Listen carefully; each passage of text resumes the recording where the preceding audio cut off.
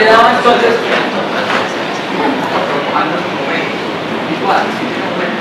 Que la primera consecuencia entonces de los postulados, cuando usted ya coge y se sienta y utiliza los postulados para ver cómo se están moviendo los cuerpos, es entonces que la simultaneidad de los eventos se vuelve relativa. Depende del observador, depende de quién esté mirando el evento, vas a tener una simultaneidad dada, o inclusive, como vamos a ver después, vas a tener una diferencia temporal entre la ocurrencia de esos eventos. La otra consecuencia que es muy interesante y que está directamente relacionada al problema de la simultaneidad es esta, la dilatación temporal.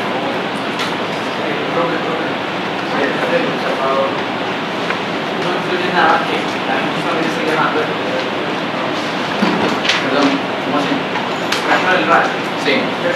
Hay el evento, que son los rayos que llegan al observador ahí.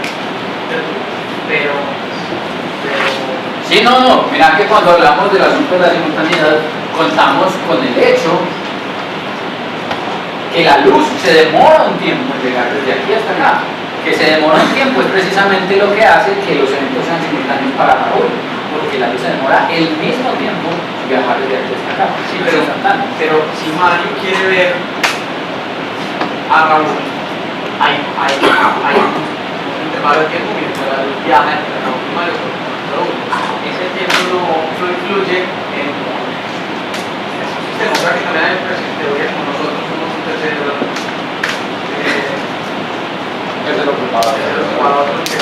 Sí, pero no influye.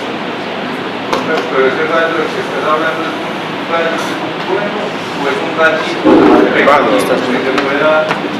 Es lo que quiera, el rayo que usted piensa ver. ¿Qué tal? La memoria, ¿no? Sí. Puede ser un daño, vea, puede ser un daño, puede ser la caída de puede ser un rayo, perdón, puede ser la caída de un par de piedras, puede ser cualquier evento que para este señor es simultáneo, para este señor no lo es. Es decir, puede ser yo escogí la caída de un rayo porque el ejemplo del que saqué un poquito era poner la caída de un rayo, pero puede ser cualquier otra par de eventos que para él son simultáneos, pero para él no. La caída de la cagada de un par de palomas, lo que sea. Eso. ¿Sí me entendés? Es irrelevante la naturaleza del fenómeno físico, del evento físico. Miren que por eso nosotros definimos evento físico de la forma más abstracta, de la forma más general, para que los eventos físicos que nosotros ponemos aquí, cuando los cambiemos por la caída de un rayo, el impacto de una piedra, la caída de una paloma, el decaimiento de una partícula, todo se satisfaga de manera equivalente. ¿Ya? No importa realmente la naturaleza del que existe observando. Lo que importa es la característica como cada uno de los observadores. ¿Es claro?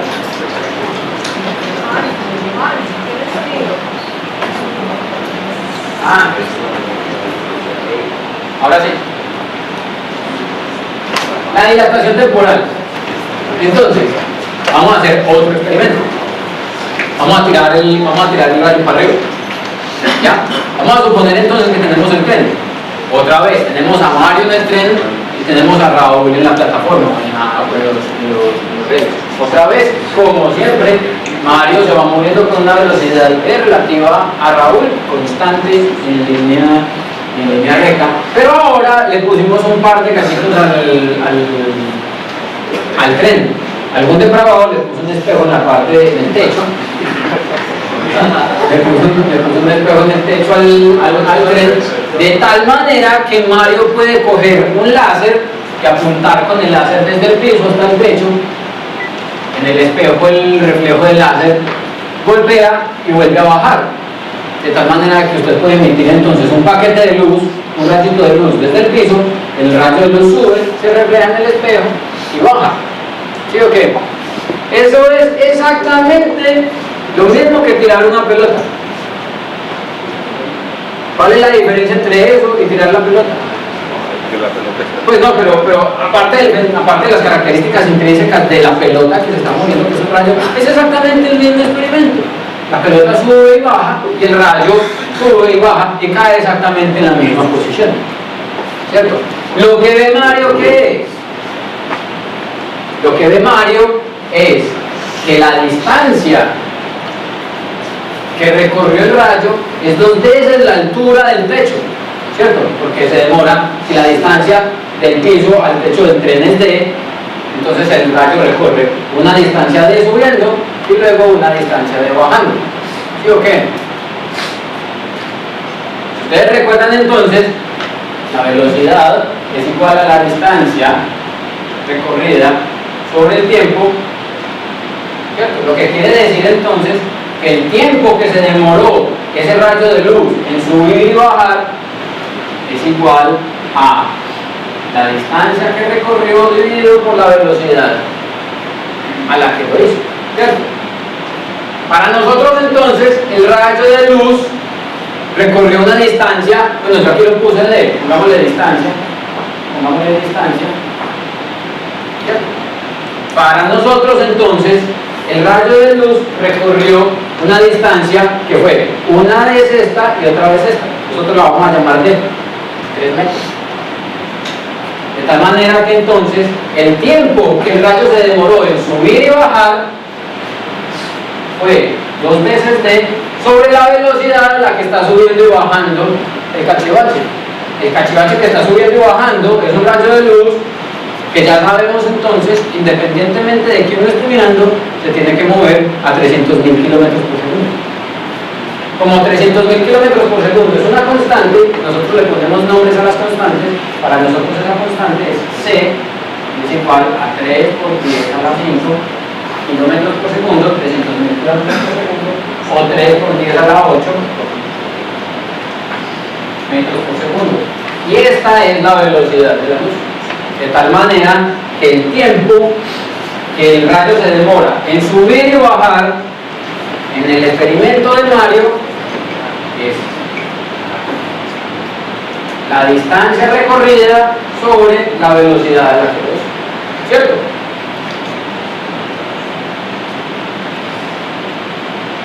¿Estamos claros? ¿Cómo es de complicado? Algebrita.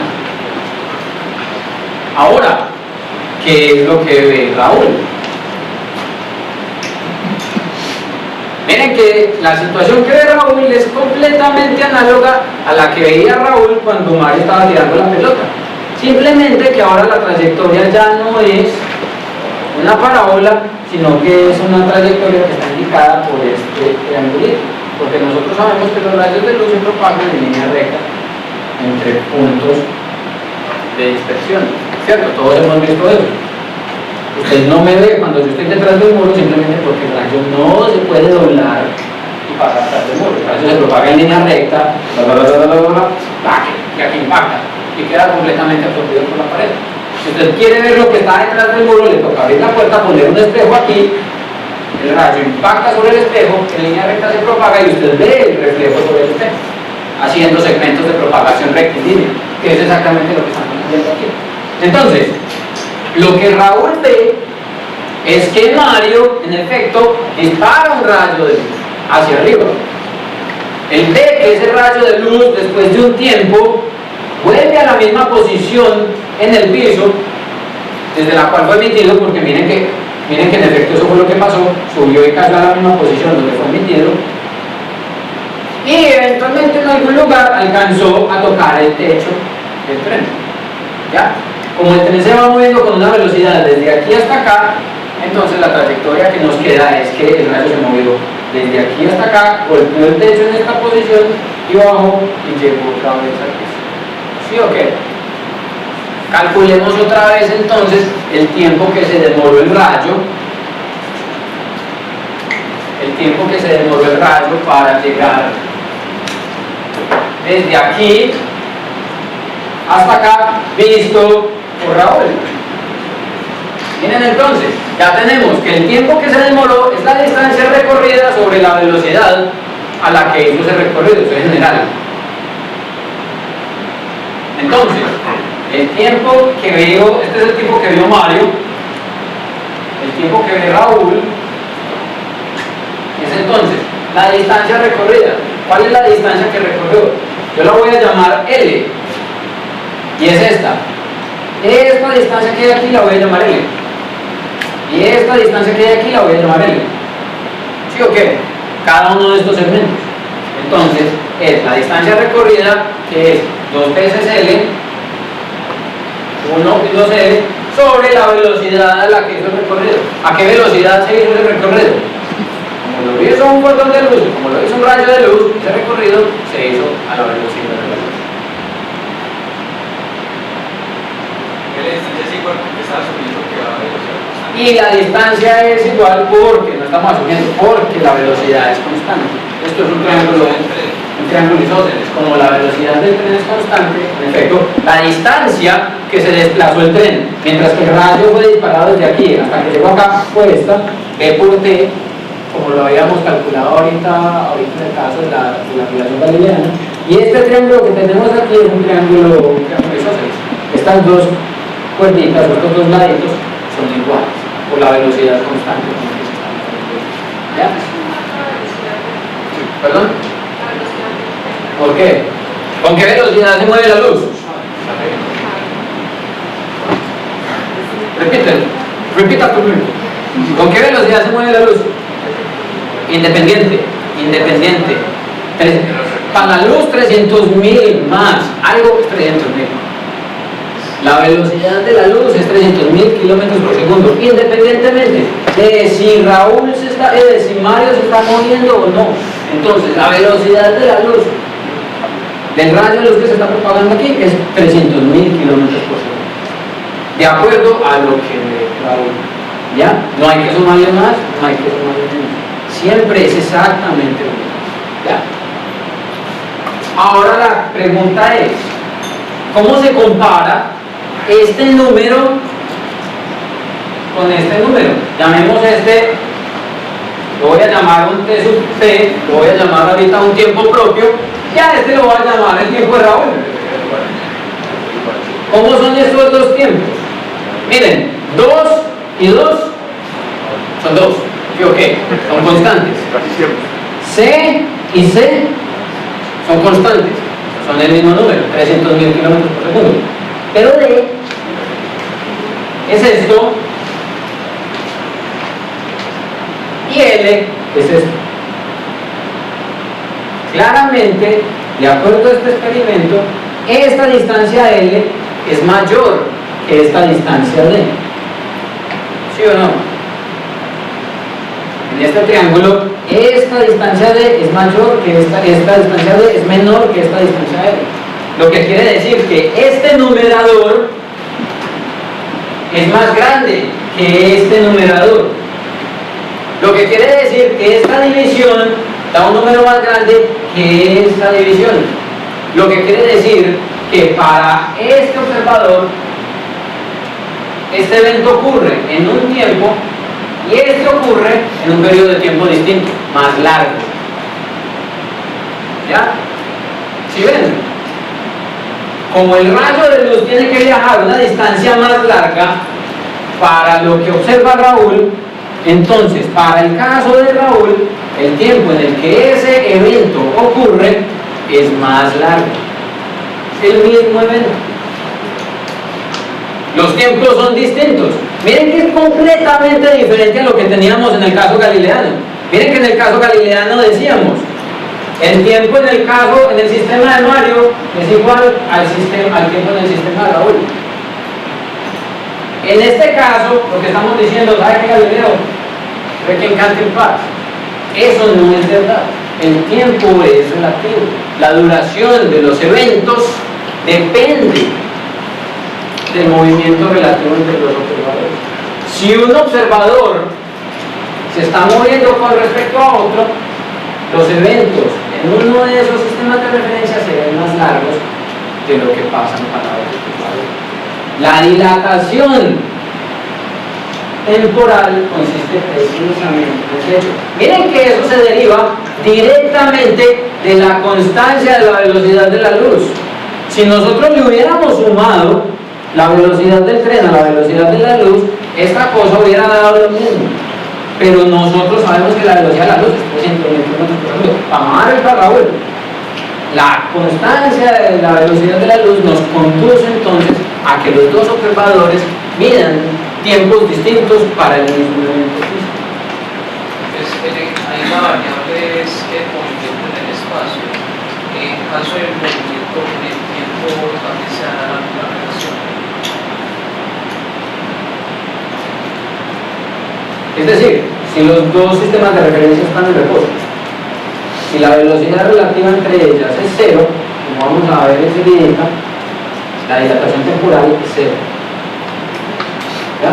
El efecto sigue existiendo, pero para esos dos observadores como tal, la dilatación temporal es completamente cero. Y en ese caso particular, los dos observadores miden exactamente el mismo tiempo. ¿Ya? Pues en el caso de efecto, solamente movimiento en el tiempo, y estando pausados, estando quietos en el espacio, la dilatación temporal no aparece, no se puede. Entonces, el tiempo medido por Mario, que yo lo voy a llamar el tiempo propio, simplemente porque es el que ve que el fotón está ahí quietecito, el tiempo propio parece, en comparación con el tiempo medido por Raúl, que son diferentes. En términos generales, los relojes en movimiento corren más despacio cuando usted mira un sistema de referencia en reposo. Miren, ¿cuál de estos dos tiempos fue más largo? El de Raúl. Eso quiere decir que Raúl ve que a Mario el tiempo le pasa más despacio. Más despacio. Entonces lo que Raúl ve es que el reloj de Mario corre más despacio, mientras que para Raúl el reloj tac, tac, tac, tac, tac, tac, tac, tac, tac. Para Mario tac, tac, tac, tac, tac. La diferencia de tiempo entre eventos periódicos cambia. Si usted ve el sistema en movimiento, entonces el tiempo medido en ese sistema en movimiento va más despacio. Lo que es lo mismo, lo que a veces dicen, los relojes en movimiento se atrasan. Que es lo mismo, usted va tac, tac, tac, tac, tac, tac, tac, y este marcó media hora, mientras que este va tac, tac, tac, tac, 15 minutos. Este reloj que está en movimiento, el de Mario, se atrasó 15 minutos con respecto al de Raúl. Entonces, eso que dicen que los relojes en movimiento se atrasan, simplemente revela que es que el tiempo en el sistema de referencia de Mario, visto desde el punto de vista de Raúl, corre más despacio. Y eso pasa para los relojes, pasa para cualquier evento periódico. El movimiento de un péndulo y pasa para todo, cualquier ocurrencia, cualquier evento que transcurra en el tiempo. Esa es la Los paradoja. eventos, ¿cómo, perdón? La paradoja de los gemelos. Y esto lo conduce, por ejemplo, a la paradoja de los gemelos, que va a ser su tarea. Sí.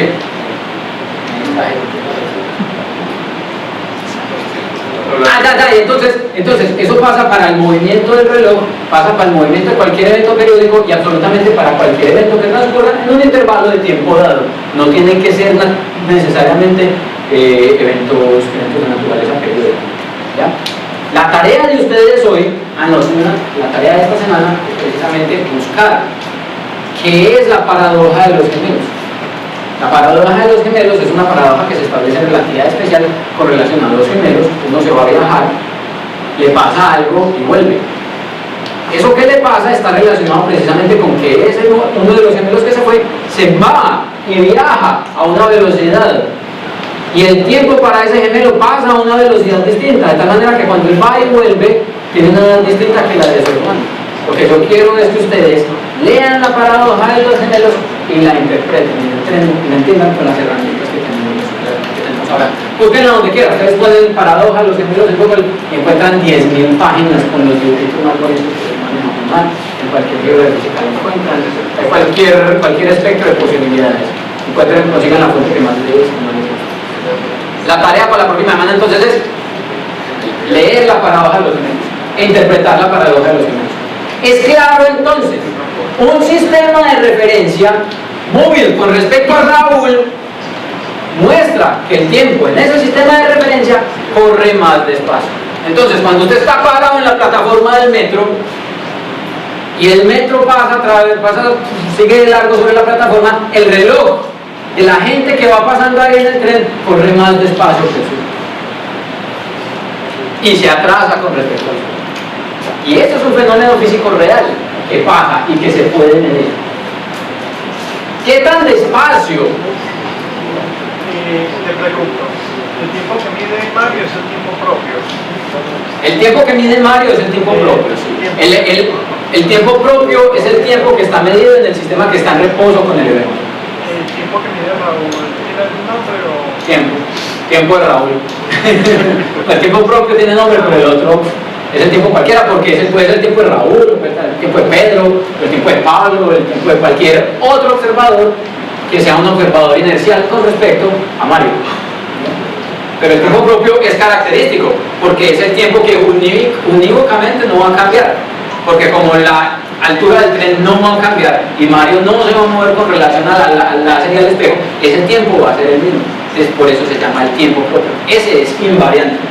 Profesor, ¿Se comprobó con los relojes que han enviado al espacio? eso se ha comprobado con los relojes que se han enviado al espacio. Nosotros vamos a hacer enseguida un ejemplo de la comprobación del evento con la detección de muones pi, de partículas subatómicas que caen de la radiación cósmica. Entonces, ¿Tiempo de Raúl pero visto por persona? ¿perdón? ¿Tiempo de Raúl visto por persona? El tiempo de Mario visto por Raúl. El de Mario que está ahí arriba. Uh-huh. Y el de Raúl es el que... Y el de Raúl es el que está quieto en el piso. Entonces el tiempo de Mario visto por Raúl es el que se ve retardado, el que se ve más lento, más pausado. ¿Qué tan despacio corre el reloj de Mario con respecto a lo que ve Raúl? Así de despacio. Este T sub P que aparece aquí, ese es el T sub P que yo puse aquí, el tiempo propio, el tiempo que mide Raúl, el tiempo que mide Mario. Entonces, el tiempo que mide Raúl es igual al tiempo que mide Mario dividido por este radical. En este radical, esta B que aparece aquí es la velocidad con la que se está moviendo Mario con respecto a Raúl, la velocidad del tren. Y C, como les acabo de decir, es la velocidad de la luz. ¿Ya? Miren qué tan sencillo es calcular cuál es la diferencia temporal observada por Raúl cuando está midiendo el tiempo que está siendo observado por Mario. A este coeficiente, 1 sobre la raíz cuadrada de 1 menos b cuadrado sobre c cuadrado, se le llama el factor de Lorentz. Resulta que estas ecuaciones no las escribió Einstein por primera vez. Estas ecuaciones y otro combo de ecuaciones asociadas a la relatividad especial venían de atrás. Se puede derivar de la teoría electromagnética de Maxwell. ¿Cómo será de buena la teoría del electromagnetismo? Que usted puede obtener las ecuaciones de transformación de estas cosas a través de ellas. Y las obtuvo precisamente este señor Lorentz, un físico holandés, más o menos entre 5 y 10 años antes a que Einstein las encontrara. Este factor de Lorentz, o este factor, esta constante, esta función de la velocidad, se conoce como el factor de Lorentz en honor pues, a este señor, a este físico. Unas características importantes entonces, miren, este factor de Lorentz, miren que 1 es constante, miren que B al cuadrado sobre C al cuadrado, ¿cómo debe ser ese número?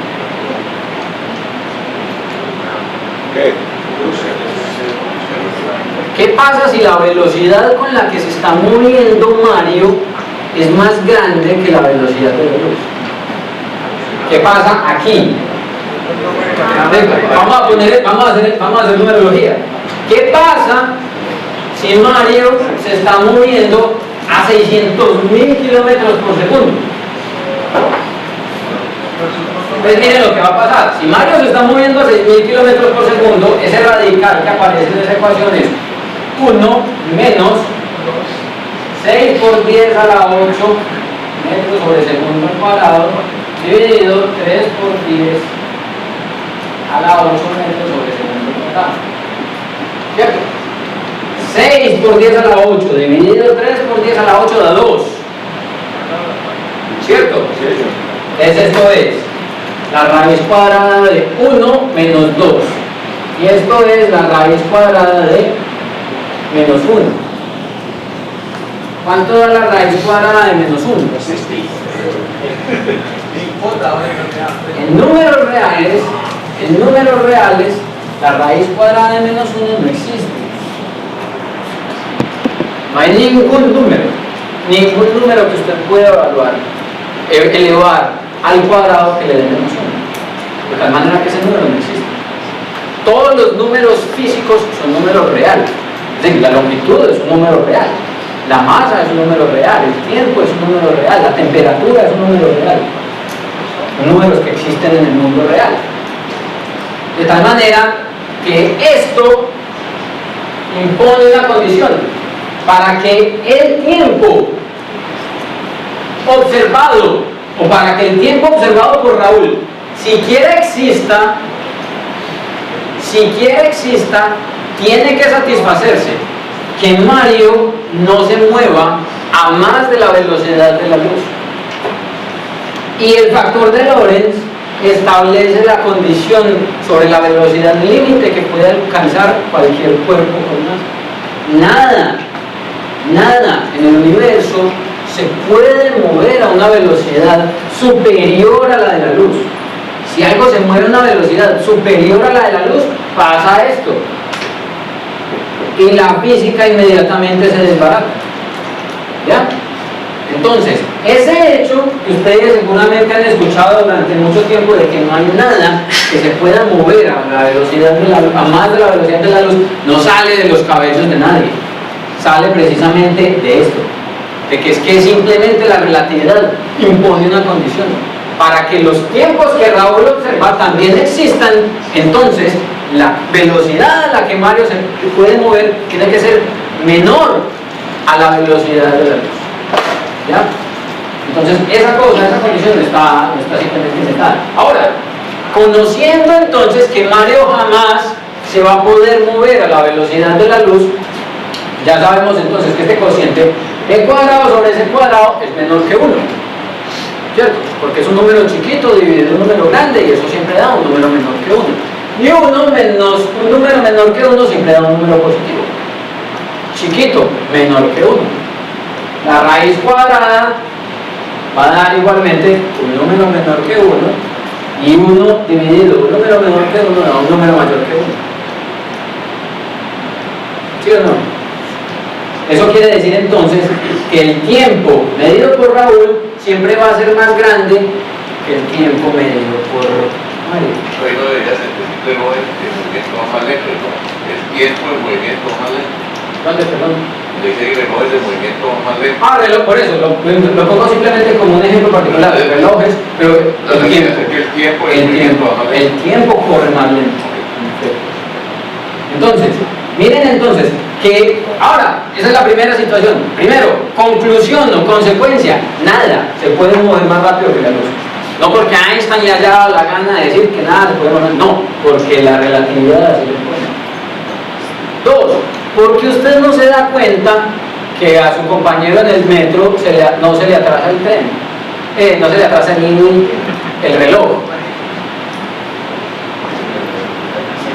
Porque es que las velocidades son muy significativas. Que nosotros no nos el tren más rápido en el que usted alguna vez puede llegar a pensar montarse anda a 500 kilómetros por hora. 500 kilómetros por hora. La velocidad de la luz es 3.000 kilómetros por segundo, son 3 por 3.600, 3.600 por 3 son 9.000, no, 10.000. 9.8. ¿Qué? 9.8. 9.8 por llegar a 3, que es a la 8 kilómetros, es decir, casi 10.000 kilómetros por hora. No, 1 millón de kilómetros por hora. 300.000 kilómetros por segundo, por 3.000, por 3.600. Por eso, 300.000, después a las 5, después a las 8. 100 millones de kilómetros por hora, perdón, 100 millones de kilómetros por hora. Entonces, un tren, el tren más rápido en el que usted se puede montar, va a 500 kilómetros por hora. Y la luz va a 100 millones de kilómetros por hora. O sea, las velocidades a las que nosotros estamos acostumbrados son insignificantes, pero así, minúsculas comparadas con las velocidades de la luz. Y por tanto, este coeficiente, miren entonces que si usted aquí pone 30 kilómetros por hora, dividido 300.000 kilómetros por segundo, 100 millones de kilómetros por hora, le va a dar básicamente 0. Y 1 menos básicamente 0 es básicamente 1. Y 1 dividido básicamente 1 es básicamente 1. De tal manera que el tiempo que usted observa en la plataforma es básicamente el tiempo que observó Mario en el interior del tren. Para nosotros la relatividad no existe en el mundo cotidiano simplemente porque no nos movemos a las velocidades que la relatividad se manifiesta, y por eso la mecánica newtoniana es válida solamente en ese régimen. Eso era lo que te decía el otro día. La mecánica newtoniana es incorrecta si uno la mira a los ojos de un formalismo mucho más robusto, pero numéricamente está completamente de acuerdo con lo que nosotros medimos, simplemente porque es que nosotros hacemos unos experimentos muy frecuentes, nos movemos a unas velocidades muy bajitas que son completamente consistentes con lo que produce la mecánica. De acuerdo. ¿Cuál es la interpretación física del caso de un fotón que mueve pues a esa velocidad, el cero de esa ecuación? ¿El cero de cuál? Cuando B es igual a C. ¿Esta? Sí. Físicamente, ¿cuál es la interpretación de ese cero? Entonces, ¿qué pasa cuando lo que se está moviendo a la velocidad de la luz? Entonces, cuando lo que se está moviendo, cuando Mario se mueve a la velocidad de la luz, esto es c cuadrado sobre c cuadrado, da 1, 1 menos 1 da 0, y 1 dividido 0 da infinito.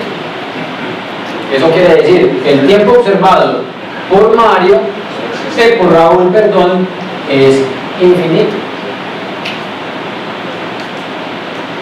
¿Sí o no? Sí. ¿Y cuál es el significado físico de eso? ¿Usted qué cree?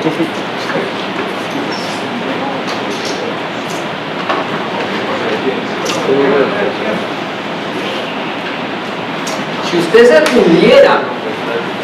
se pudiera mover a la velocidad de la luz, los intervalos de tiempo simplemente se cumplen. Es decir, el tiempo que se demora un reloj en hacer tic-tac, observado por Raúl en la mano de Mario, es simplemente infinito. Él se queda tic.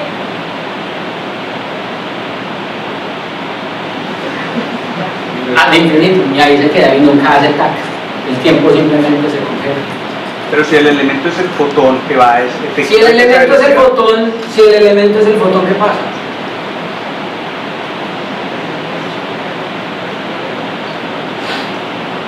¿No qué? Se queda ahí. Por eso, pero si el elemento es el fotón, ¿qué pasa? ¿Qué tiempo estás midiendo?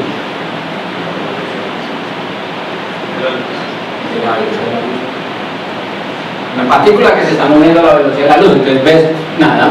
Ves que ¿cómo ve un fotón moviendo a otro fotón? ¿A qué velocidad? A la velocidad de la luz. Entonces ve exactamente lo mismo. ¿Ya? Esa condición, de hecho, esa situación impone otra condición. Y es que básicamente solo hay una entidad física que se puede mover exactamente a la velocidad de la luz. Y es la luz.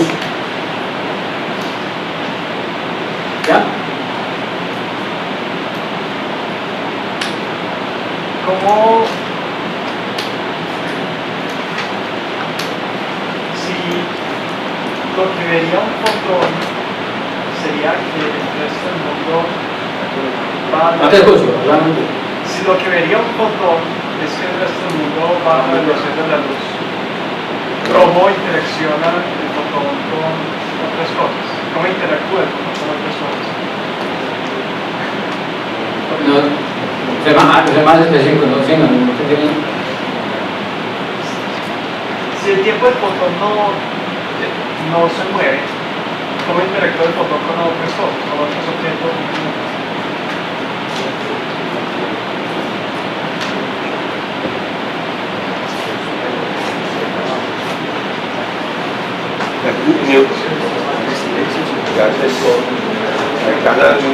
Ah, ya.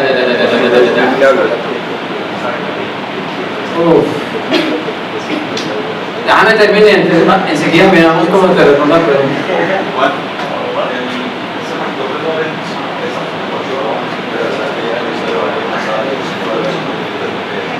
Sí, exactamente esto. Se asume que la Tierra está quieta con los efectos satélites o Se mira la velocidad relativa de uno con el otro. Entonces se deja quieta la Tierra y se pone a mover esa pelota alrededor de la. Lo más razonable es como usted está aquí.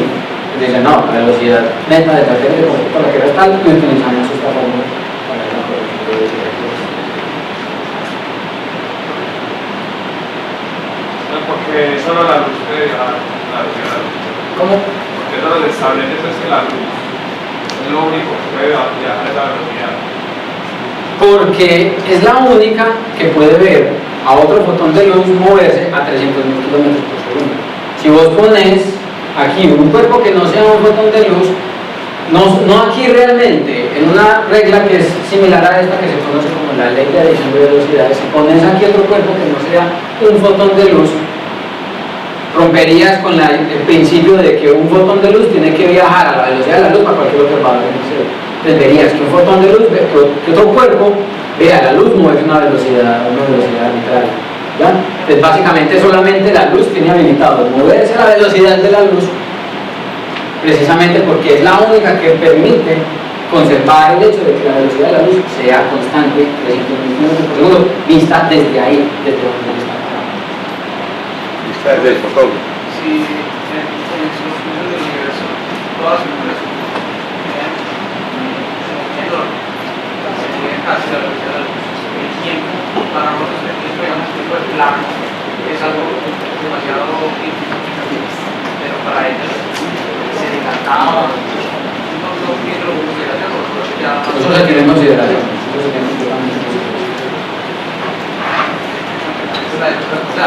Más tiempo para eso. Ahorita, cuando miremos, cuando sea el momento de mirar precisamente sobre esos efectos, vamos a mirar, precisamente por eso estamos hablando de relatividad ahora, porque cuando hablemos de inflación, cuando hablemos del enfriamiento, podamos ver cuáles son los efectos que estas cosas tienen sobre las partículas relativistas en el universo, porque vamos a hablar de partículas relativistas en el universo.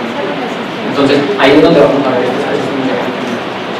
También para contestar al compañero de la pregunta de la velocidad de la luz, por ejemplo, en una partícula con cuerpo, la fórmula básica de energía igual a n al cuadrado, se obtiene que necesitarías energía infinita para llegar a la velocidad de la luz, y cercana a ella el cuerpo iría masa infinita.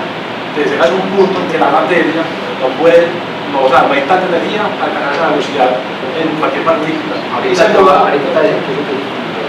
Pero es lo que puede ser con los ahorita, los neutrinos, pero eso es como el punto, que la energía las condiciones más físicas infinita para poder llegar a esa velocidad. Las condiciones físicas para hacer que una cosa se mueva a la velocidad de la luz son solamente las satisfacen las cosas.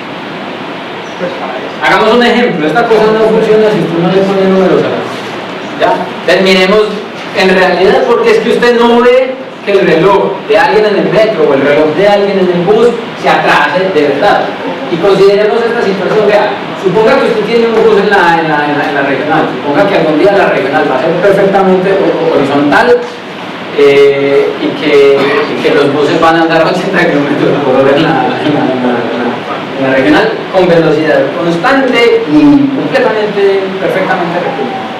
Entonces, supongamos esa situación altamente idealizada y supongamos que en el interior del bus hay una persona, hay un Mario, hay una persona que está escuchando una canción. Para la persona que está en el bus esa canción dura 2 minutos. Usted está parado en la calle viendo el carro moverse y viendo a la persona que está escuchando la canción. Si para la persona que está en el bus esa canción dura 2 minutos, para usted que está parado en reposo en la calle, ¿cuánto va a durar esa canción? Miren que tenemos exactamente la misma situación. Mario está montado en el bus escuchando la canción y Raúl está parado en la calle viendo a Mario escuchar la canción. Mario mide o determina que la canción dura 2 minutos, es decir, el tiempo propio, que es el que mide Mario, es de 2 minutos, y nosotros nos estamos preguntando entonces el tiempo de Raúl, ¿cuánto vale? ¿Ya? Lo que nos dice entonces La mecánica relativista es que el tiempo medido por Raúl es el tiempo medido por Mario dividido 1 sobre la raíz cuadrada de 1 menos la velocidad al cuadrado sobre el cuadrado. Y empecemos a sustituir números. ¿Aquí qué pongo? Este es el tiempo propio, que es el tiempo que dice Mario que dura la canción, o sea, 2 minutos. 1 es 1, y esta vez que aparece aquí es la velocidad relativa entre Mario y Raúl, o entre el Mus y Raúl, de tal manera que esta vez que aparece aquí se vuelve 80 kilómetros por segundo al cuadrado, dividido 3 por 10 a la 8 metros sobre segundo al cuadrado. Por hora, perdón. No, esto es la velocidad de la luz. ¿Cuál era la relación que teníamos? La velocidad de los relativos de los observadores dividida por la velocidad de la luz. Entonces, sustituya. Yo hice esta cosa, acá, no lo hagamos en la calculadora, pero yo hice esta cosa en la calculadora y la precisión de la calculadora no da. Al menos la precisión de mi calculadora es una calculadora que fue caída de 10.000 pesos. Y cuando uno hace esta división, este número es tan pequeñito comparado con este, ojo que aquí hay que hacer la conversión de kilómetros por hora a kilómetros por segundo, entonces aquí hay que multiplicar por 3.600. Cuando uno hace esta división, da un número tan pequeñito que ni la calculadora lo hace. Para poder hacer el ejercicio me tocó abrir una hoja de cálculo. Ah, sí, es papel.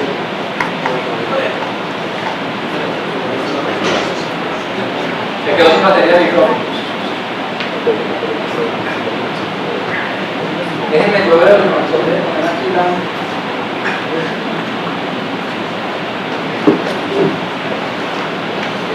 La hojita de cálculo.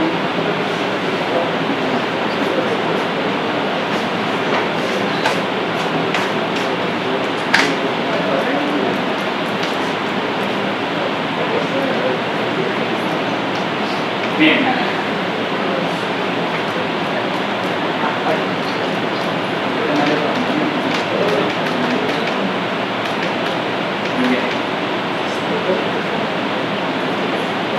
Miren lo que tengo ahí. Miren lo que tengo ahí. Lo que tengo ahí es 1 dividido 80 kilómetros por hora dividido la velocidad de la luz expresada en kilómetros por hora. Miren lo que da esa división. Da 0.999999999 14 nueves. 14 nueves punto 4.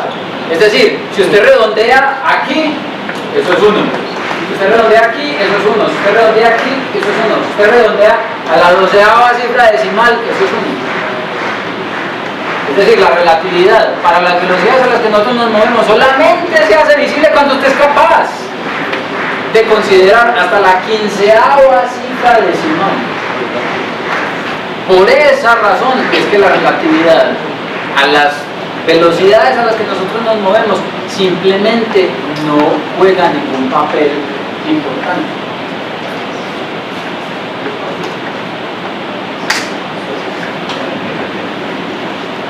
Juan Carlos, Ya me siento como dígame. están cambiando. Un reloj en el sol, ¿Perdón? que destruye el observador con el sol. Y nos estuviéramos moviendo en la Tierra también, nos debería dar algo igual. Si son inerciales, Pues el sol está, pues digamos que lo estamos moviendo. nos estamos moviendo en una órbita circular. Depende de cómo hagamos la aproximación, podría ser la situación. Miren entonces, para poder calcular, este es el factor de Lorentz que consigo. 1 sobre la raíz cuadrada de 1 menos b cuadrado sobre c cuadrado, es decir, esta cosa, todo el factor de Lorentz. Miren lo que me dio: 1,000000014 ceros, punto 2. Es decir, inclusive hasta la 14ª cifra decimal, el factor de Lorentz de ese bus que se va moviendo a 80 kilómetros por hora es 1. Es decir, hasta la 14ª cifra decimal, para nosotros la relatividad simplemente no existe. ¿Ya? El reloj más preciso que usted puede comprar no le mide más que hasta acá esta precisión. El reloj de laboratorio, un reloj atómico, sí le da precisión hasta acá. Usted tendría que montar un reloj atómico en el bus, tendría que montar un reloj atómico de su pulsera, y solamente en esa condición en la que tiene un reloj atómico que le da una precisión de 10 a la menos 16 segundos, es decir, hasta esta segunda cifra decimal, usted podría verificar que en efecto la longitud de la canción que está escuchando Mario en el bus es un poquitico más larga. Entonces, la relatividad es una cosa que pasa. Nosotros simplemente no la vemos porque es que a las velocidades a las que nosotros nos movemos, estas cifras simplemente son completamente poco o absolutamente inobservables. Traten de hacer el cálculo en su casa con la calculadora. Cojan, siéntense en la casa, háganlo con la calculadora. ¿Cuántas veces tienen que hacer esa cosa? No utilicen la grepacra. Eso sí no se vale. Utilicen la contahuevos o una cosa de esas. Y se van a dar cuenta que en efecto, entonces, solamente vamos a darnos cuenta que en la 14ª cifra decimal, la canción para usted en la calle dura, en lugar de 2 minutos, 2 minutos.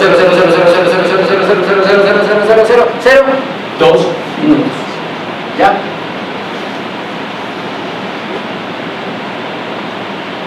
Otro ejemplo, que este sí es un ejemplo palpable, este sí es un ejemplo relativista.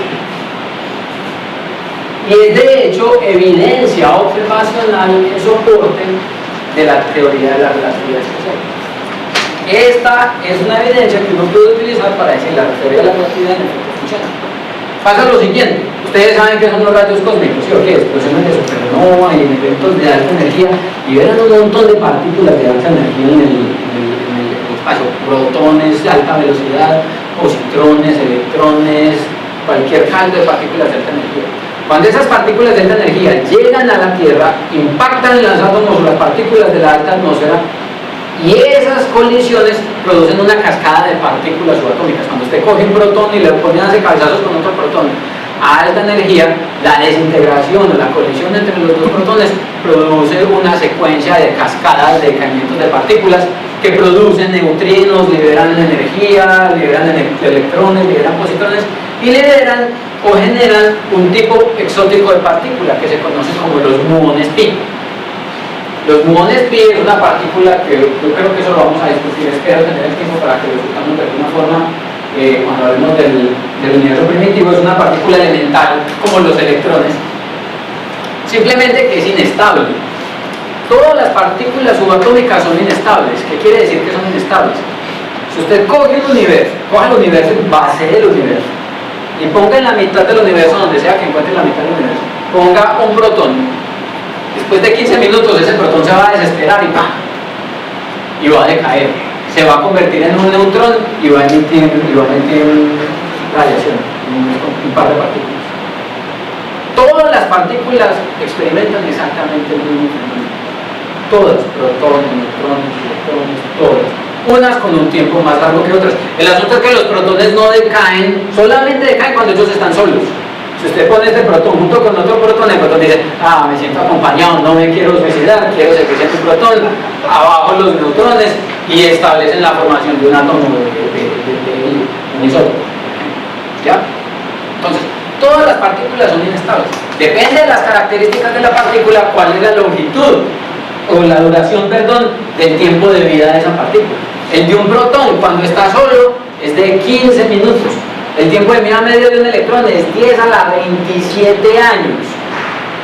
10 a la 27 años, la edad del universo es 10 a la 9 años. 12.000 millones de años. Eso es como 10 a la 27, algo así como miles de millones de veces la edad del universo. Es decir, si usted suelta un electrón hoy, dentro de miles de millones de veces de la edad del universo, ese electrón va a decaer y se va a convertir en alguna otra cosa rara. ¿Ya? Pero le va a pasar. Los muones, que son partículas entonces que se generan por culpa del impacto de partículas de rayos cósmicos en la alta atmósfera, tienen un tiempo de vida medio muy cortico. Ellos después de 2 microsegundos, de unas 2 millonésimas de segundos, simplemente decaen y se convierten en otros subproductos, radiación entre ellos. ¿Ya? Este tiempo de decaimiento es el tiempo que se mide para muones que están en reposo. Es decir, es el tiempo de vida medio que mide el muón en su mano, con su reloj, el tiempo propio del muón.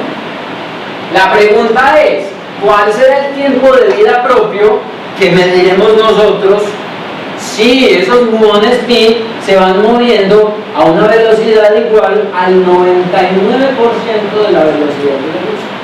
Esa es otra cosa particular de los muones pi. Los muones pi se pueden mover a velocidades muy altas, casi tan altas como la velocidad de la luz. No la velocidad de la luz, pero casi tan altas como la velocidad de la luz. Entonces, tenemos un muón pi que tiene un tiempo de vida propio de 2 microsegundos y la pregunta es, ¿cuál va a ser el tiempo de vida que nosotros vamos a ver de esos muones aquí en la Tierra? ¿Es claro? Entonces, el muón pi se genera aquí en la alta atmósfera, usted está aquí y mientras que el muón pi llega y viaja de acá para acá, decae. La idea es que el tiempo de vida propio del muón tiene que ser suficientemente largo para que él alcance a llegar de acá.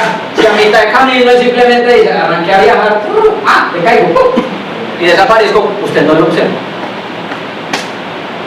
Sin embargo, nosotros observamos los muones pi cuando estamos por aquí a una cierta altura de la Tierra. Vamos a ver entonces, visto desde la Tierra, cuál es el tiempo de vida de un muón pi que se va moviendo a un 99% de la velocidad de la luz. ¿Tienen entonces? Otra vez. ¿Se entiende? El tiempo de vida visto en la Tierra es igual al tiempo de vida propio medido por el muón con el reloj que lleva en la mano, es decir, 2.2 microsegundos. 2.2 por 10 a la menos 6 segundos, que sería el tiempo propio, dividido 1 menos la velocidad a la que se va moviendo el cuadrado sobre la velocidad de la luz al cuadrado, es decir, 1 menos 0.99c al cuadrado sobre c al cuadrado. ¿Cierto? Miren que yo puedo partir este cuadrado, reparte para acá y reparte para acá, de tal manera que yo puedo quitar este paréntesis y escribir esto como 0.99 al cuadrado por c al cuadrado. ¿Sí o qué? Y cancelo c con c y me queda que de una puedo calcular el tiempo medido en la Tierra con 2.2 por 10 a la menos 6 segundos dividido 1 menos 0.99 al cuadrado. ¿Quién tiene la calculadora para que me haga esta operación ahí? Esta la pueden hacer con la calculadora del celular. Miren, la relatividad es tan sencilla que usted no necesita un supercomputador para calcular, lo va a hacer con la calculadora del celular. A veces de pronto necesita utilizar una tabla de Excel, como en el ejemplo que acabamos de hacer.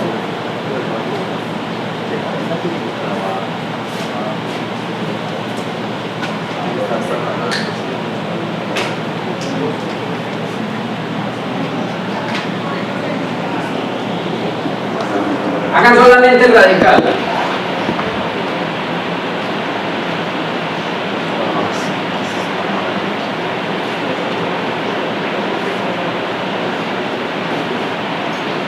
Si hace solamente el radical, ¿ya lo hicieron?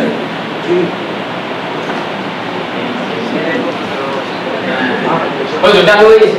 Si hace solamente el radical, le voy a pedir que, voy a invitar a que se sienten y jueguen con estos números en la casa. Siéntense con estos números en la casa.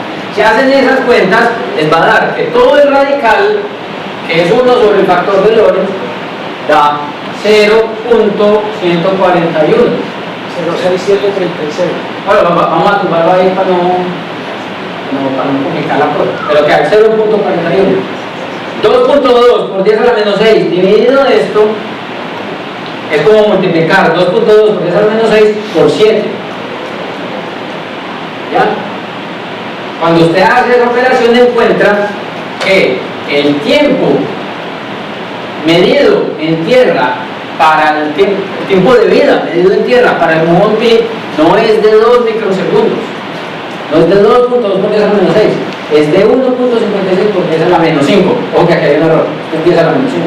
Es decir, no es de 2 microsegundos, sino de 15 microsegundos. El tiempo pasa tan despacio para el muón pi, visto desde nuestro punto de vista, que mientras que para nosotros pasan 15 segundos, para él, 15 microsegundos, perdón, para él pasan solamente 2. Eso quiere decir la dilatación de tiempo. Que para el señor que se va moviendo, el reloj viaja tan despacio, en este caso, tan despacio, que en nuestro caso vemos que es 7 veces más lento que el reloj que tenemos puesto en nuestra muñeca. ¿Ya? El muón pi entonces, visto desde la Tierra, es 7 veces más longevo que lo que él cree que es, midiendo el tiempo con el reloj que lleva en su muñeca. El asunto es el siguiente. Miren, ¿cuál es la distancia que puede recorrer el muón pi? La distancia que puede recorrer el muón pi es igual a la velocidad por el tiempo. Pero para el muón hay una limitación, y es que se va a morir después de 2.2 microsegundos, medido desde su reloj. Pero va a poder viajar más tiempo cuando somos nosotros los que miramos el movimiento del muón. Es decir, miren que visto desde el muón, recordemos, la velocidad es igual a la distancia sobre el tiempo, lo que quiere decir que un muón que se mueva a una velocidad del 99% de la velocidad de la luz va a recorrer una distancia igual a 0.99 veces la velocidad de la luz en un intervalo de tiempo t. ¿Ya? ¿Sí o qué? Entonces, visto desde el punto de vista del muón, el muón cree que va a recorrer una distancia igual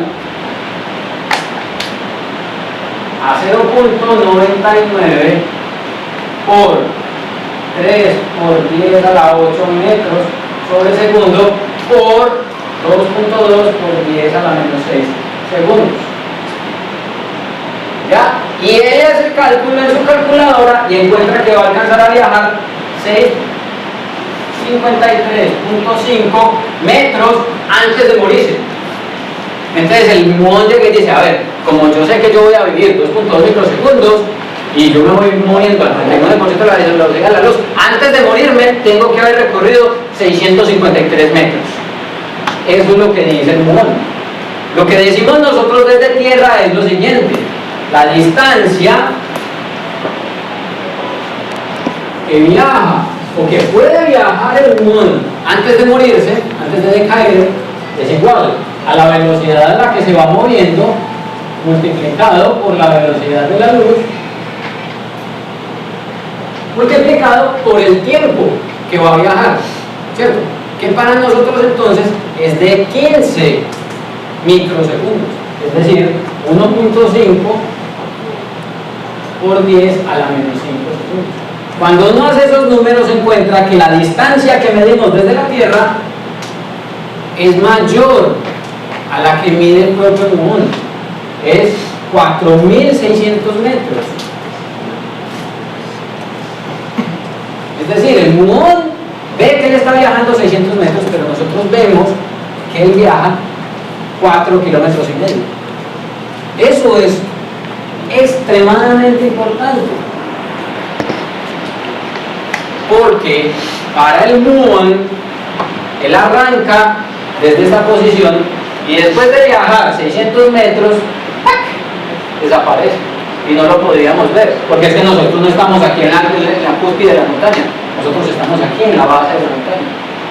Para nosotros, visto desde la Tierra, el tiempo de vida medio del muón no es de 2.2 microsegundos, es de 15 microsegundos, Y eso le da tiempo al muón de salir desde la atmósfera y llegar hasta el piso y dejarse detectar por el observador que está aquí en tierra.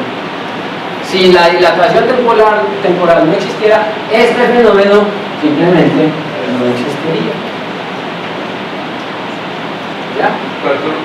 Miren que en el caso del muón, como el muón sí se mueve a una velocidad considerable, 99% de la velocidad de la luz, ahí sí aparecen los efectos relativistas. Miren, el factor de Lorentz fue de 7 veces.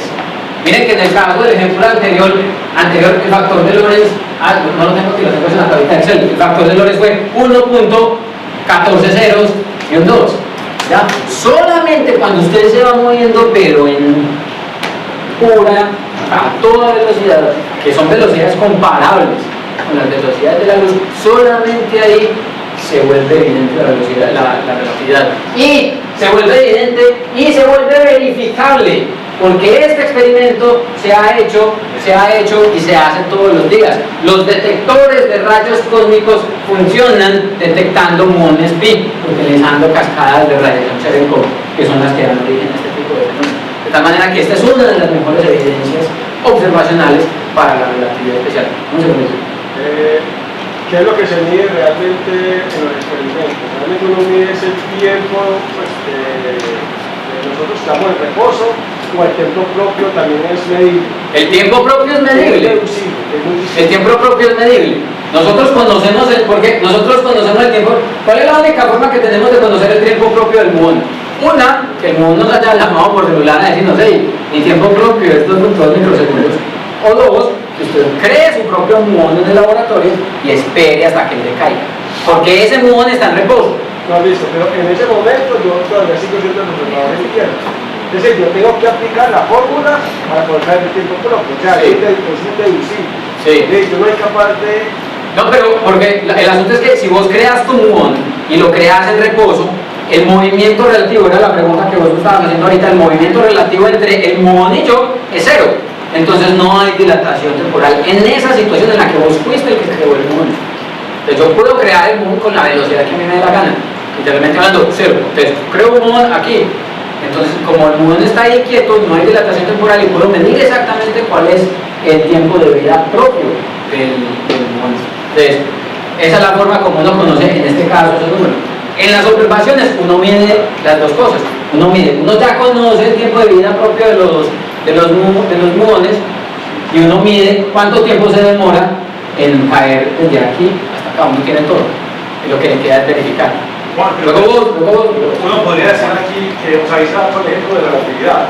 Para los muones de la montaña mide 100 metros. A las velocidades, el espacio se contrae. Téngalo ahí. Y las dos son correctas.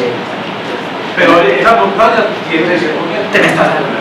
O no, podemos hacer una pregunta. No. Ya mismo te la voy a resolver. Pero estás en lo cierto. Tenela ahí porque en efecto. Y vamos a volver a hacer el ejemplo del mod y vamos a llegar exactamente a esa situación. Esa es otra de las conclusiones, pero no te me adelantes. ¿Te quedas vos? Iba a hacer una pregunta sobre el acortamiento de distancias. Ok. No me adelantes. Ustedes no me dejan dictar clase. ¿Vos ya vas a preguntar algo? Sí, en el experimento, ¿cómo saben realmente a qué altura en la atmósfera se interactúa ese rayo cósmico y se genera el muón? Para poder determinar, dice, bueno, recorrió esta distancia o cómo miden realmente el tiempo.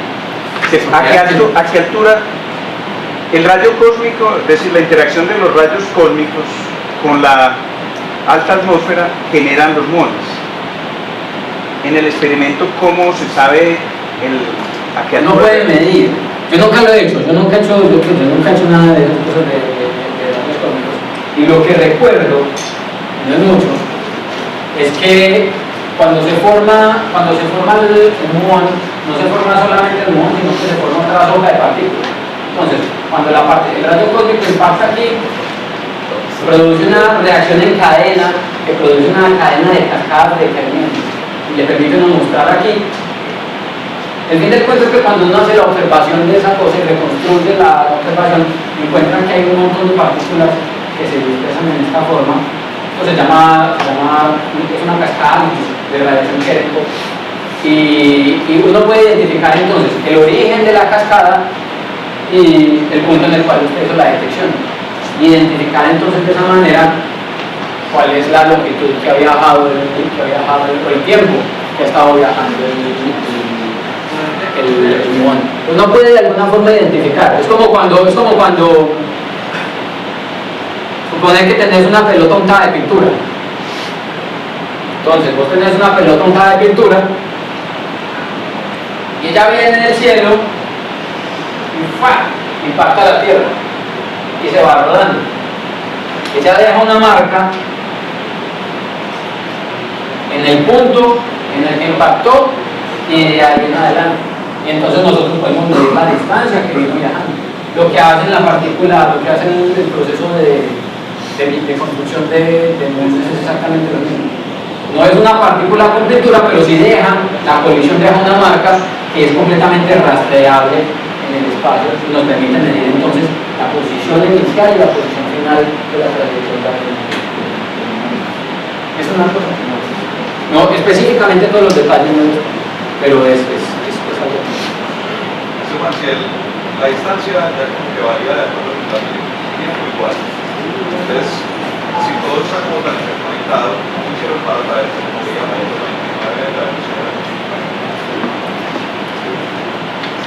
La energía que llamamos por la energía. Si no mide la energía de la partícula, tiene como medir la velocidad a la que se está moviendo la partícula y ya.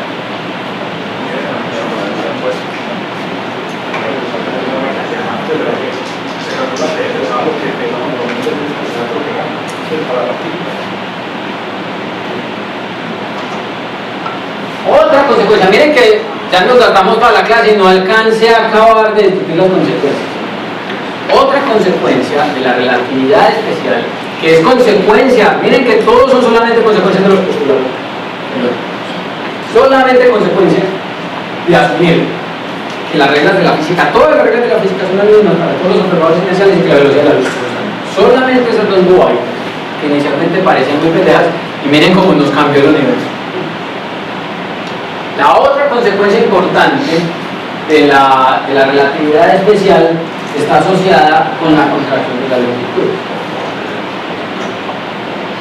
En el caso galileano, nosotros veíamos el carro del papá de Mario. El carro del papá de Mario medía, qué sé yo, 7 metros cuando estaba parado, y el carro del papá de Mario mide 7 metros cuando se están moviendo. Las longitudes de los objetos eran unas cantidades absolutas. Es una propiedad intrínseca del objeto, no tenía por qué cambiar con respecto a nadie. Lo mismo que hablábamos o lo mismo que pensábamos del tiempo. Ya vimos que el tiempo no es una cantidad absoluta y vamos a ver ya mismo que las longitudes de los objetos tampoco lo son. La contracción de longitudes indica otro resultado importante de la relatividad especial, y es que cuando usted ve un objeto moverse, con respecto a usted, ese objeto se ve más pequeñito. Entre más rápido se esté moviendo, más pequeñito se va a ver. ¿Ya? Es un efecto relativista. Entonces, ahora volvamos a Raúl y a Mario. Entonces, supongamos ahora entonces que Raúl está parado entre dos estaciones del tren. Mi hijo estaría feliz con esto. ¡Ay, el tren! ¡Ay, el tren! ¡Ay, el tren! A los niños les gustan, a los hijos también les gusta esto. Entonces, suponga que aquí hay una estación de tren, aquí hay otra estación de tren, y Raúl está parado en el piso y puede medir la distancia que separa a las dos estaciones. Esta que aparece aquí, la voy a llamar L sub 0, aquí la puse L sub 0, pero realmente en la fórmula la puse como L sub P, tengo que corregir esto. La voy a llamar L sub P, la longitud propia. Miren que no tiene por qué cambiar la longitud entre las dos estaciones cuando Mario está quieto ahí, ¿sí o qué? ¿Sí o no? No les cascarita. En efecto, la posición entre las dos estaciones tiene que ser la misma cuando Raúl está ahí parado entre las estaciones. Está allá. Y esa la vamos a llamar entonces la longitud propia. Raúl va a ver entonces cómo el tren en el que está montado Mario viaja de esta estación a esta otra estación. ¿Ya?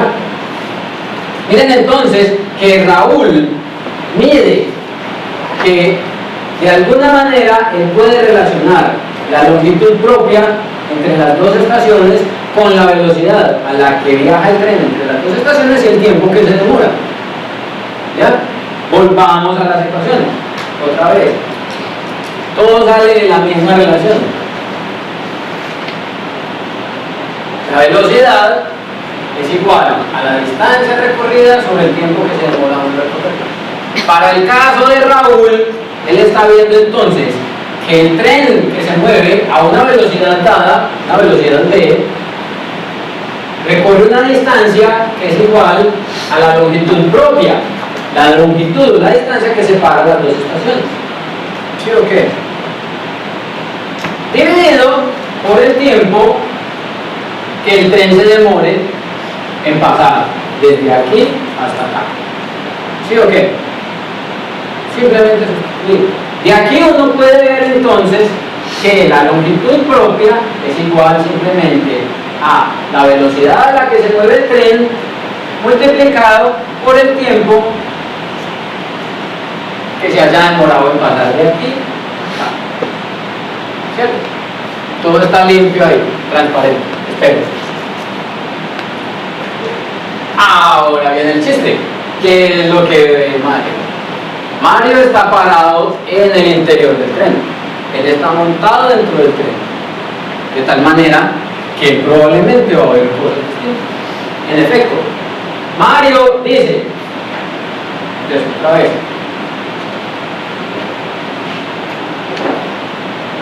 este es Raúl,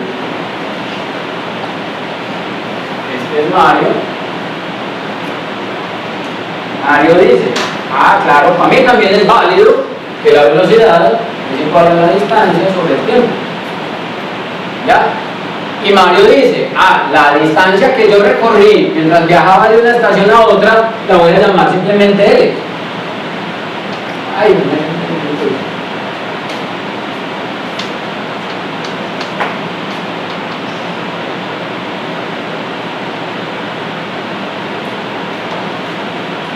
La voy a llamar simplemente L. ¿Ya? De tal manera que para Mario la velocidad es igual a la longitud, la distancia recorrida, sobre el tiempo que se demoró en hacerlo.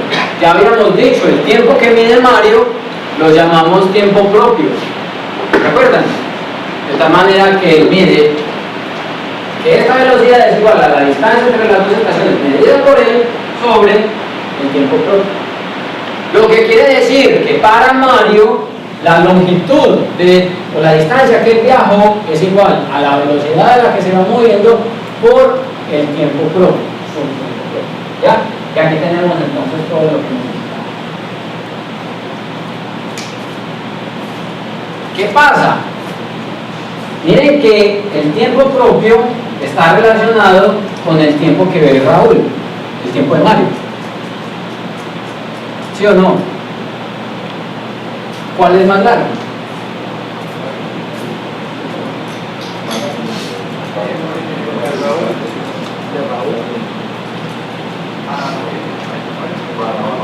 Más lento, es decir, es más pequeñito el número. Recuerden el muón. El muón tenía un tiempo de vida más cortico que el que veía Raúl en la Tierra. ¿Ya? Entonces miren, que el tiempo propio es menor que el tiempo que mide Raúl en tierra. Como el tiempo propio es menor que el tiempo que mide Raúl en tierra, si las velocidades a las que se va moviendo el tren es la misma, ¿cierto? La velocidad que aparece aquí es la misma que la velocidad que aparece acá. Si este número es más pequeñito que este, quiere decir que este número es más pequeñito que este. Y nos queda entonces que la longitud o que la distancia medida por Mario es más pequeñita que la longitud medida por Raúl. En términos generales nos queda que la longitud es más pequeñita que la longitud propia. Entonces ya ni la simultaneidad de esa absoluta se vuelve relativa al observador, el tiempo se vuelve relativo al observador y el tamaño de las cosas también se vuelve relativo al observador. ¿Qué tan relativa? Depende entonces de la velocidad a la que se estén moviendo, porque dependiendo de la velocidad a la que se estén moviendo, va a ser la diferencia entre el tiempo que ve Raúl y el tiempo que ve Mario. ¿Ya?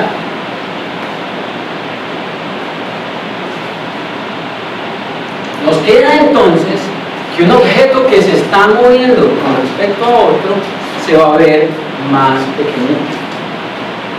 Miren que eso es lo que estamos viendo. Cuando este señor se está moviendo, la longitud propia es la longitud que tendría el objeto cuando está en reposo, ¿cierto? La longitud que mediríamos de ese objeto cuando se está moviendo es más pequeñita que su longitud propia. Entonces, ese objeto se vuelve más pequeño. Un tren del metro, un vagón del metro, mide menos cuando se está moviendo que cuando está parado en la estación. Y cuando construyen las estaciones del tren deberían introducir correcciones relativistas. Vamos a ver cuál es el orden del tamaño de esas correcciones relativistas, a ver si en efecto hay que contratar una auditoría para hacerlas.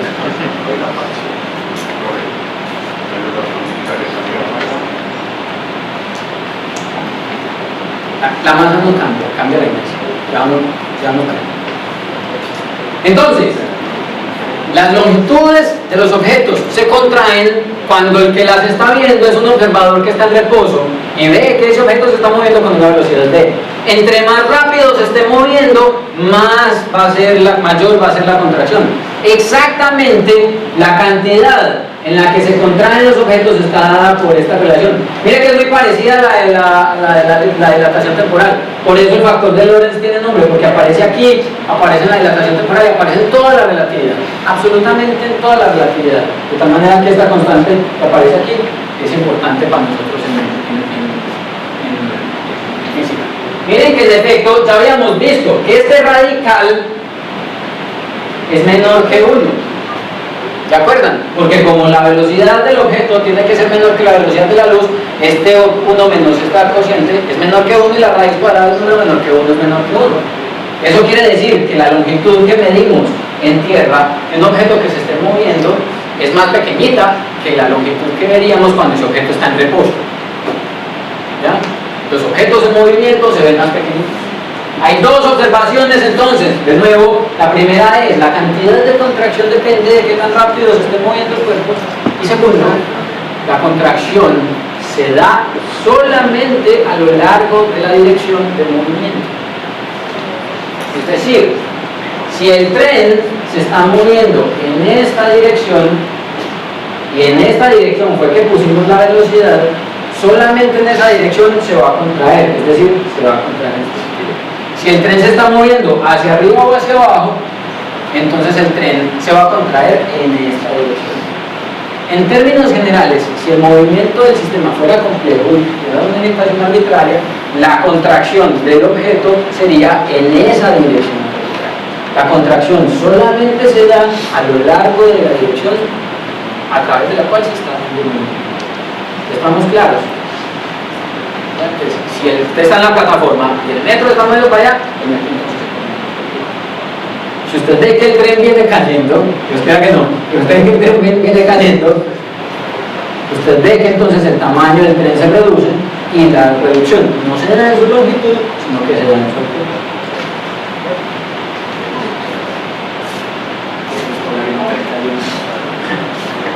Hagamos un ejemplo entonces, consideremos el bus que teníamos en esta autopista regional ideal. Teníamos un bus entonces que andaba a 80 kilómetros por hora. Ese bus que andaba a 80 kilómetros por hora, vamos a suponer, tiene una longitud de 10 metros. Es uno de esos patrones de metros. La pregunta es entonces, para un bus que se mueve aquí 80 kilómetros por hora, ¿cuánto es la contracción en la longitud que observaría la persona que está parada en reposo en la tierra? ¿Ya? Entonces, cuestión simplemente de poner los números en la formulita que acabamos de ver.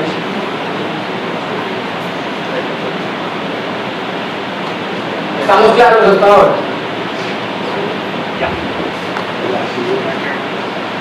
Entonces nos queda que la longitud que medíamos en tierra es igual a la longitud propia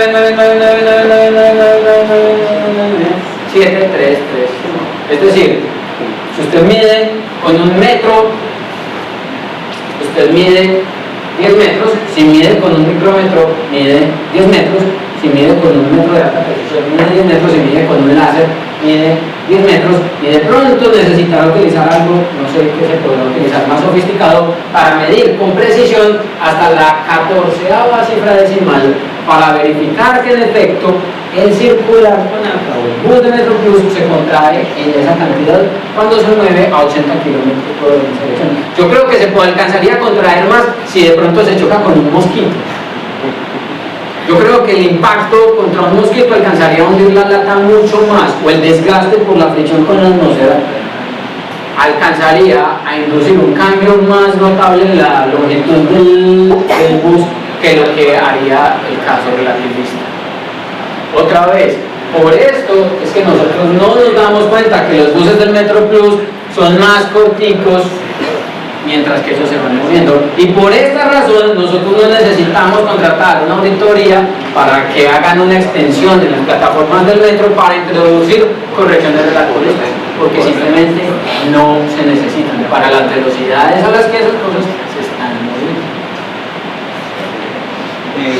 Una aplicación práctica del tema, dicen que es el asunto de los GPS y la corrección.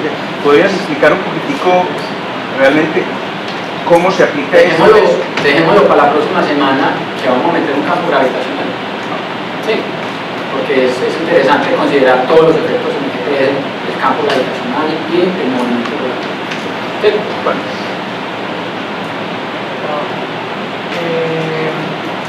Me parecería que sería bueno mostrar una gráfica del factor de Lorentz, ver cómo incrementa cuando se acerca al crecimiento.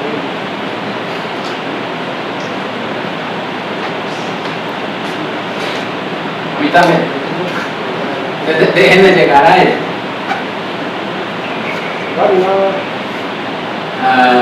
¿Dónde estamos? Aquí.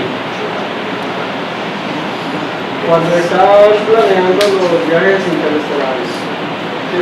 Interplanetarios, viajes interestelares, ¿no? Pues,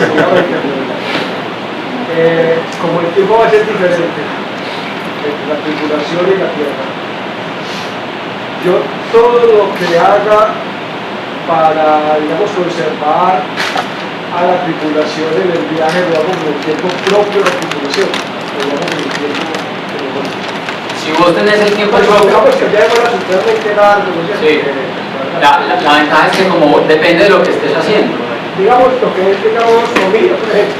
No controlar las frecuencias de las comidas. Si vos sos de los que tenés que llamar a las, como mi señora, que me tienen que decir, hey, tenés que comer, hey, tenés que desayunar, hey, tenés que recordar a toda hora. Si esos astronautas son como yo, que hay que llamar a los cada hey, ya comiste, hey, te acordaste de la pastilla, hey, entonces, sí, tenés que estarlos llamando y tenés que calcular vos en tierra si para ellos ya han pasado las 6 horas que tienen que haber pasado para comer, o pasaron las 6 horas que tienen que haber pasado para comer la pastilla. El problema es decir, digamos que lo que yo les doy a esto lo calculo para el tiempo de ellos. Sí, para el tiempo de ellos, sí. no para el tiempo de ellos. Exactamente, eso es exactamente. Nosotros lo calculamos en tierra para el tiempo de ellos. Y el combustible también. Todo. En efecto, cuando se diseñan órbitas y cuando se diseñan misiones, hay que introducir correcciones relativistas. Correcciones de relatividad general y correcciones de relatividad especial, porque las dos, en el caso del sistema solar, ya se vuelven importantes. Es lo que pasa con Mercurio, por ejemplo. El movimiento de Mercurio solamente puede explicar si usted le mete la mano con teoría de relatividad general, si no, no puede. Y en efecto, si pasa con los GPS que están aquí alrededor de nosotros, no va a pasar con Cassini por dando la vuelta a Júpiter. En efecto, para explorar el sistema solar ya hay que introducir los efectos de corrección relativas, porque un segundo más o un segundo menos modifica la forma en la que la nave entra en la atmósfera del planeta y catapulta. Y todos sabemos que somos expertos haciendo embarradas de ese tipo. De tal manera que sí, en efecto. Cuando la luz sale del sol y está dentro de la Tierra, nosotros vamos más o menos del sol. Por eso vino el espíritu de no estamos en el tiempo relativista. ¿Cuál tiempo relativo? O sea, para nosotros, con respecto al fotón, no se demora Y con respecto al sol también, si vos te pudieras parar en la superficie del sol, verías lo mismo. Son 8 puntos. pero no se demora nada.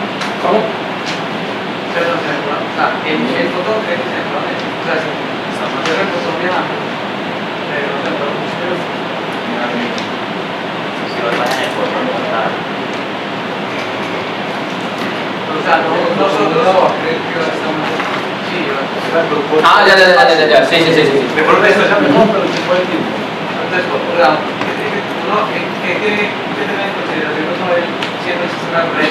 Que uno es uno le pone los zapatos del botón. Depende, exactamente, depende de qué información tengas.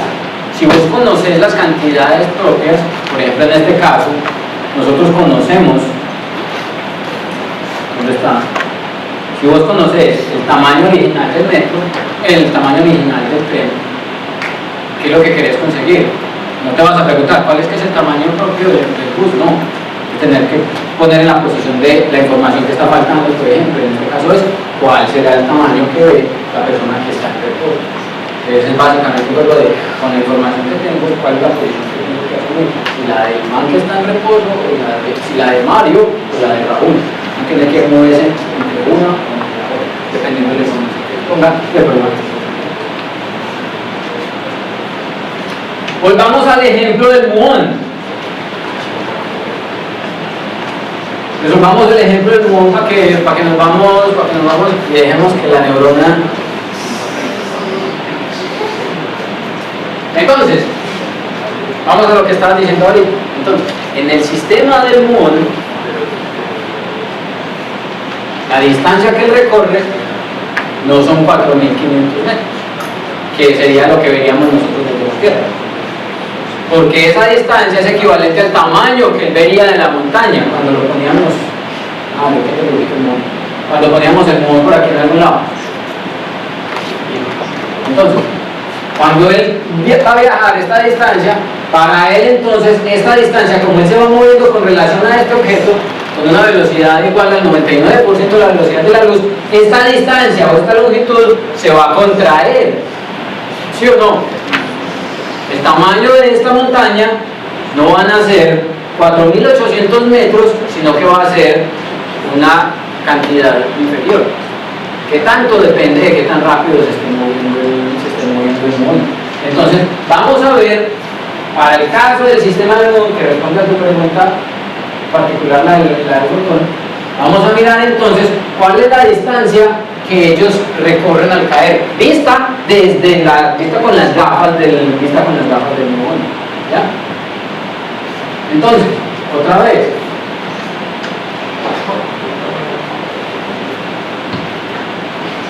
habíamos dicho entonces, la longitud que mediríamos, o la longitud que mediría el muón, sería igual a la longitud propia de la montaña. Y la longitud propia de la montaña es la que mide usted, parado quieto al lado de la montaña. ¿Ya? Que nos había dado, en el ejemplo que hicimos antes, 4.635 metros. Esta sería la longitud propia de la montaña, que es igual a la longitud propia equivalente que tendría que viajar el muón, ¿cierto? Eso multiplicado por 1 menos la velocidad a la que se está moviendo el muón al cuadrado, 0.99 al cuadrado por el cuadrado sobre el cuadrado. ¿cierto? Entonces ya habíamos hecho esta álgebra, después se cancela con este, y nos queda 4.635 metros por este radical, que ya lo habíamos hecho, nos había dado 0.141. Este producto da 654, que es básicamente lo mismo que nos había dado cuando calculamos la distancia que había recorrido el muón medido con el tiempo propio de vida, con su tiempo de vida propio, medido por el muón. ¿Ya? Entonces, para el muón, la distancia que él está recorriendo desde que se crea en la alta atmósfera hasta que llega el detector del astrónomo de alta energía en la superficie del planeta no es de 4,5 kilómetros, sino que es de 650 metros. Como es de 650 metros, él dice, si alcanzo a llegar antes de morirme. Y llega y basta, y se muere. ¿Ya? Y se resuelve la dicotomía en el caso de que el muón hubiera podido vivir en un caso y no vivir en otro. Las ecuaciones son simétricas cuando usted las mira por el lado y cuando las mira por el otro. Son completamente consistentes. ¿Ya? Entonces, todo es cuestión de a qué velocidad nos estamos moviendo. Nuestro mundo no es relativista. Como nuestro mundo no es relativista, toda la física que habíamos desarrollado era completamente útil para la velocidad del caballo o para la velocidad del suelo. Cuando uno le tiene que correr al suelo. No más. Como no sabíamos que era moverse a estas velocidades, no teníamos necesidad y no teníamos la experiencia. De nuevo, recuerden, nosotros construimos conocimiento a partir de la experiencia. No teníamos la experiencia de ver este tipo de cosas y solamente hasta que empezamos a experimentar objetos que se mueven a estas velocidades, la luz, empezamos a ver la necesidad de construir nuevas teorías. La relatividad especial, miren cómo es de fácil. Miren que todo lo que hicimos fue velocidad es igual a distancia sobre tiempo y en eso montamos todo. La cosa más complicada que hicimos fue un radical. Es un asunto más de paradigma. Tampoco es más enredado.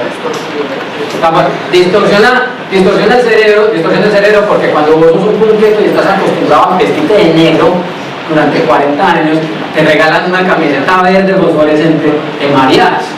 Pero no porque la camiseta verde fosforescente sea venenosa, sino porque rompe con lo que uno está acostumbrado. La relatividad especial en particular, no es más difícil que la mecánica newtoniana. Es simplemente que se sale un poquito de las cosas a las que estamos acostumbrados. Y se sale un poquito de la experiencia de los sentidos. De lo cotidiano.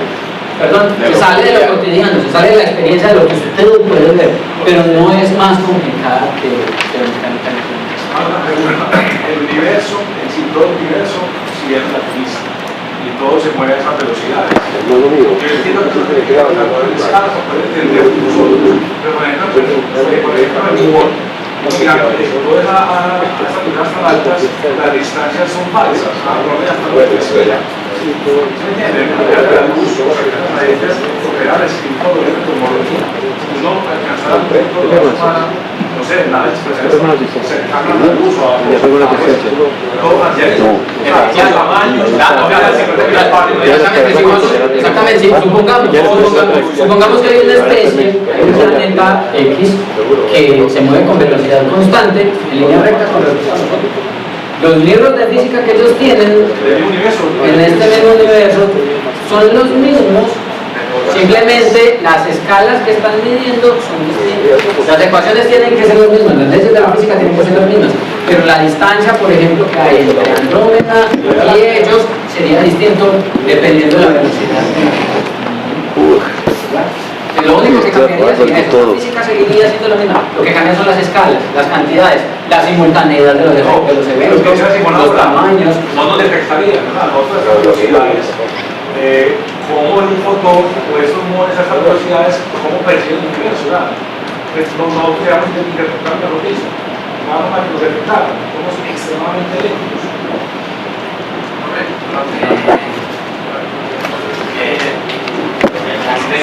Con esa lógica de la montaña, pero entendemos por eso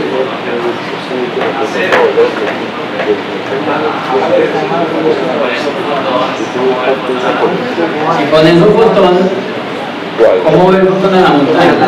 Ese ejemplo lo hicimos al principio, cuando lo que hicimos fue poner el fotón saliendo desde el piso del tren, cambia el muón por un fotón, cambia el radio cósmico por la mano de Mario por el gas. ¿Cómo ve el muón? Porque mide el tiempo propio, y mide la longitud propia que ve lo que va en reposo en este sistema. Pero En el caso particular, no tendría distancia. pero ya el asunto es que ya la relación para el fotón no es interesante. El fotón ve que la distancia que tiene que viajar, como lo hicimos al principio cuando dedujimos la contracción, la dilatación corporal es la longitud, que es igual a la velocidad. Para él, las cosas no cambian. Para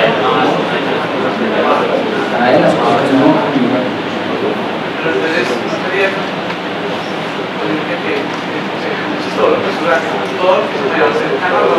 Es que no puede, otra vez, las cosas para él no pueden cambiar porque si cambian, él vería otro fotón, mueve una velocidad distinta, la luz. Tenemos que preservar la velocidad de luz que se monta en un fotón, tiene que ver que los demás fotones todos se mueven en la velocidad. Entonces las propiedades ahí no pueden cambiar. Bueno, o sea, yo la contradicción ahí es que mira, en el caso del tren es lo que le contrae, y en el caso del muón, la que le contrae es la distancia. Entonces, Claro, porque cuando vos sos el muón, recuerden que el muón puede jugar el papel de Mario. Entonces usted tiene la montaña, aquí. Visto desde el punto de vista de la Tierra, usted ve que el muón hace esto. Pero como son sistemas de referencia inercial, visto desde el muón ve que se le vino encima una montaña. Entonces, desde el punto de vista del muón, él ve una montaña de una longitud de 650 metros que se va moviendo, cuando la longitud propia de esa montaña está en reposo de 4.000. Es un asunto de partículas. ¿Perdón? Eso es válido para los trenes, para los aviones, para las partículas, para los mapas. Con mucho cuidado manejando. ¿Sí? ¿Me entendés? Es un asunto de quién está mirando. Miren que cuando hicimos el cálculo desde el punto de vista de la Tierra, nos dio una cosa que era completamente razonable en términos del tiempo. Miren que el tiempo que nos dio, la distancia que nos dio, fue exactamente la misma que calculamos cuando estábamos parados desde el punto de la Tierra, 650 y algo metros. ¿Ya? Pero en el caso del tren es que se contrae el tren, no Sí. la distancia, Sí. la estación. Sí. Entonces, ahí No, en el caso del tren, no, otra vez. Ya, vos me decís eso. Cuando yo tengo la estación aquí, y tengo la estación acá, si es Raúl el que está viendo el tren, en efecto Raúl ve que el tren se contrae. Pero si es Mario, el que está viendo, él ve que es la longitud, la distancia, la estación en la que se. Eso fue lo que digamos, que la distancia que separaba las estaciones se contrae. En el caso. Raúl Es el tren el que se contrae. Entonces el móvil es el que se contrae.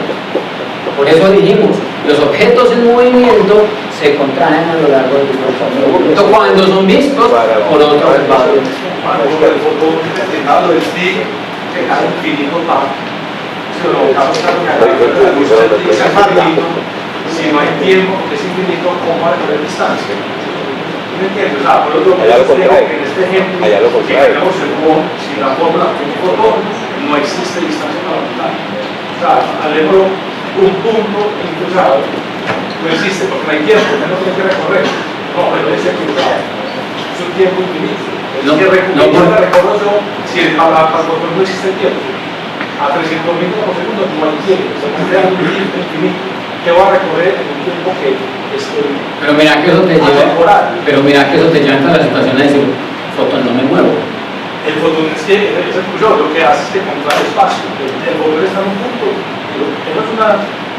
La interpretación correcta es que estas reglas no aplican de la misma forma para pero claro, si hablamos así, es casi que sí que el modo es más rápido que el fotón, que estamos primero así. Ese punto 99 de la luz, ese punto 1 que le falta, es una inmensidad de energía, eso es una cantidad abrumadora, de una normalidad que la extasia tiene que ser casi que nula. O para poner o sea, si para mí mide la montaña a 5.000 metros, al mono esta velocidad mide 600, al fotón no debe medir nada, debe ser una distancia nula. Exactamente, pero entonces eso te llevaría a pensar a que los fotones no se propagan. Pero bajo otras condiciones. Por eso, ¿bajo cuáles? No sé. Esa es la idea es no pensar en eso y es pensar que esto no aplica cuando usted es un fotón.